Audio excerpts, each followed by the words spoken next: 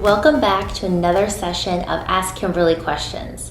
Today I'm going to answer some questions that have been written to me through the community, through Facebook or Twitter or Instagram, and these are questions that I think will benefit a lot of you.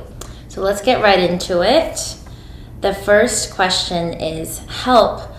It's written by Nadej, I hope I'm saying your name right, Nadej Jean. And she writes, help, I'm crashing. I need energy for at least 7 more hours. What should I take?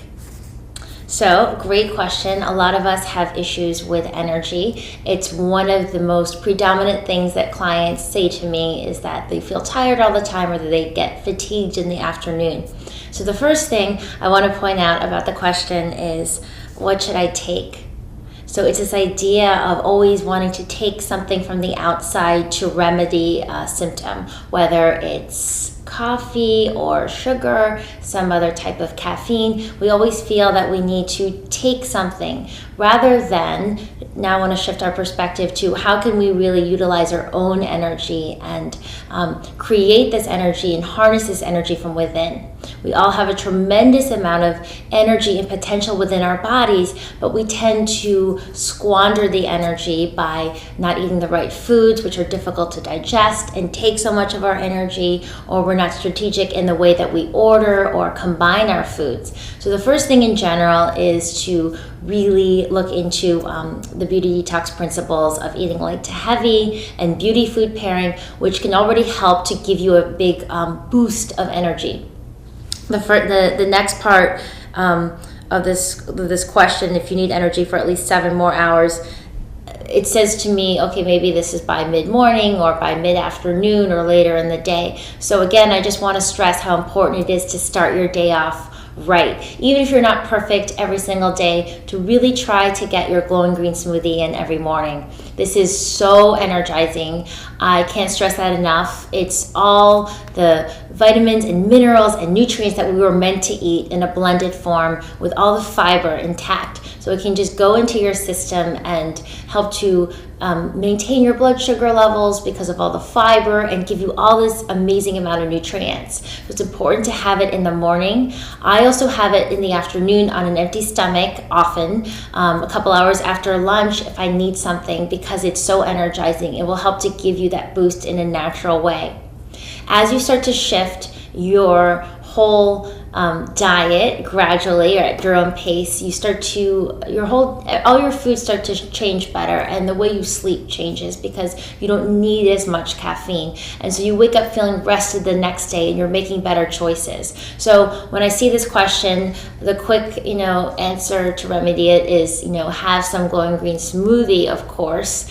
But in general, I want you to look at why you feel tired all the time, if that's the case, because it could be just some simple dietary shifts that could really help to make a big difference in your energy. Also, check out a couple of my blogs I have on energizing foods, where I really get into some specific foods that can really help and some tips for increasing energy.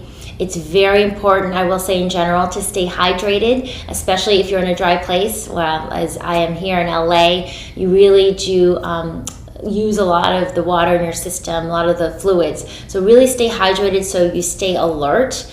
I am not a big fan of caffeine. I know it's a quick fix, so do try and dwindle yourself down. If you have a lot of coffee, try switching now to green tea, and then we can move down from there. But try and get energy from your foods, from what you're already putting in your body, from hydration, rather than all these outside elements.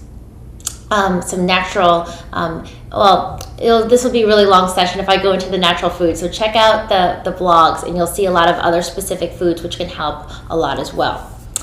So the next question comes from Peggy Dietz. And she writes, do any of you dry brush your skin? And if so, what lotions or oils do you put on your skin after you shower? So this is a great question. This is something that I think is so fantastic to do. And admittedly, I don't do it every day because I get busy or I forget. But what I like to do is I keep my dry brush right near my shower so I at least see it. And at least some of the days I'm dry brushing. And I have some complete instructions on the blog. You can check them out. But basically, dry brushing really helps to move your lymphatic system, and this helps your body to expel toxins in a more efficient way. So it's something that only takes a couple minutes a day. You can get into the habit of dry brushing. At first it may feel a little bit rough because the bristles are quite stiff, but over time it can feel energizing, it can feel really good. And again, just a couple minutes before you get in the shower.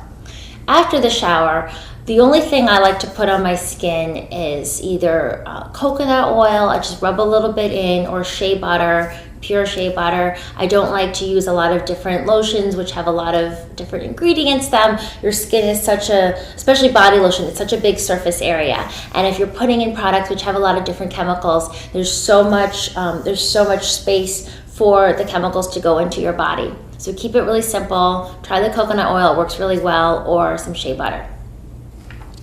Okay, next question comes from Snyder, another Snyder, and she writes, with the farmers markets coming to a close in a month or so in my city, I decided to buy huge loads of fruits and freeze them. But I keep getting different opinions about freezing fruit. What do you guys think? So this is a really great question. Regular produce at a regular store, grocery store, has to travel usually a great distance to get there, unless you're getting all local. And because of that, a lot of times fruit is picked before it's ripe. So if you have the opportunity to go to a farmer's market and get your fruit ripe, then you're getting it at the peak of the season. You're getting it at the peak of freshness. So by freezing it, you're actually able to retain a lot of the nutrients. And that's the same thing with frozen fruit. It may seem surprising to you, but frozen fruit as well is often picked near the time it's ripe and frozen right away. So while you may lose some nutrients, and while fresh is ideally always the best, frozen fruit is actually a really, really great option. And that way it's frozen and you can toss it into smoothies. You can make it into your glowing green smoothie, of course. So I like your idea because you're getting it fresh and local from your farmers, and definitely freezing some is a great option.